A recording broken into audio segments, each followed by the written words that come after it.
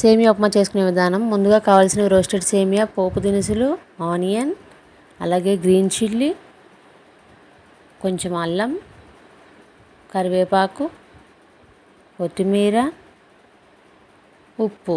తర్వాత stove on చేసుకొని ఒక ప్యాన్ పెట్టుకొని ఆయిల్ వేసుకున్నానండి. ఆయిల్ వేడైన తర్వాత పోపు దినుసులు, ఆనియన్, అలాగే అల్లము, గ్రీన్ చిల్లీస్ వేసుకొని బాగా ఫ్రై చేసుకున్నాను. తర్వాత కరివేపాకు యాడ్ చేసుకున్నాను, సాల్ట్, అలాగే ఇవి గోల్డెన్ బ్రౌన్ కలర్ వచ్చేంత వరకు వేగిన తర్వాత నేను ఈ కప్పుతో సేమియాలు తీసుకున్నాను. సో 1.25 కప్పుకి 2.5 కప్పులు వాటర్ పోసుకోవాలి.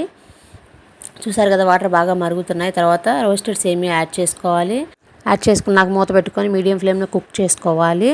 తర్వాత నేను జీడిపప్పు నెయ్యితో వేయించుకుంటున్నానండి. ఒక చిన్న ప్యాన్ పెట్టుకొని వేగిన తర్వాత ఈవెన్గా స్ప్రెడ్ చేసుకోవాలి ఉప్మాలోకి. అలాగే గార్నిషింగ్ కోసం కొత్తిమీర యాడ్ చేసుకొని స్టవ్ ఆఫ్ చేసుకోవచ్చు. ఉప్మా తిన్నాక మన ఛానల్ సబ్స్క్రైబ్ చేయండి.